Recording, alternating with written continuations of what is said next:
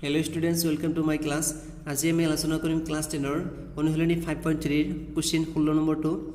দিয়া আছে আমাৰ এখন বিদ্যালয়ৰ শিক্ষাৰ্থীসকলক বিদ্যায়তনিক ক্ষেত্ৰত দেখুৱা পাৰদৰ্শিতাৰ বাবে মুঠ 7 টকাৰ 7টা নগদ ধনৰ পুৰস্কাৰ দিব লগা হ'ল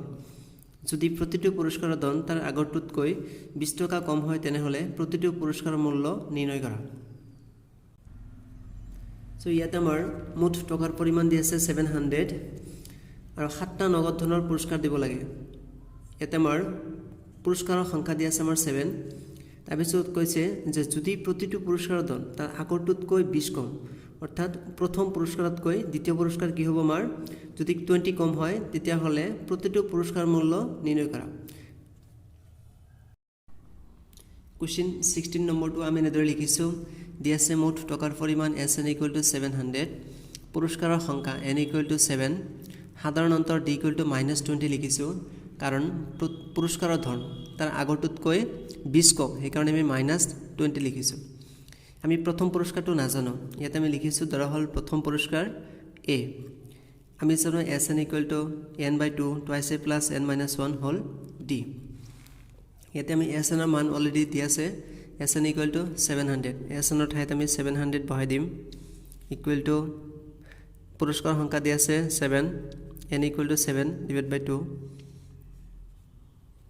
twice a plus 7 - 1 into d মান দিয়া আছে আমাৰ -20 700 7/2 2 লগত আমাৰ 2 টো হৰণ হৈ আছে আমাৰ হিফালে আহিলে কি হ'ব পূৰণ equal to 7 into twice a plus 7 ৰ পৰা 1 মাইনাস কৰিলে হ'ব 6 into -20 ক্যালকুলেশন কৰিলে হ'ব 1400 7 টো পূৰণ হৈ আছে আমাৰ হিফালে কি হ'ব হৰণ equal to twice a plus a minus a minus 120 এটো কাটাকাটি কৰিলে হ'ব 200 ইফালে 120 মাইনাস আছে ইফালে আহিলে কি হ'ব প্লাস ইকুৱেল টু 2a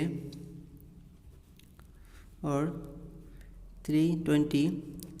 দুইটো আমাৰ পূৰণ হৈ আছে ইফালে আহিলে হৰণ হ'ব ইকুৱেল টু a or এটো দি এটো যদি ক্যান্সেল কৰা যায় 160 ইকুৱেল টু a প্ৰথম পুৰস্কাৰটো আহিলে আমাৰ 160 এতেকে পুৰস্কাৰসমূহ আমি এনেদৰে লিখিব পাৰিম 160 140 160 পৰা প্ৰতিটো পুৰস্কাৰৰ পৰা আমি 20 মাইনাস কৰিম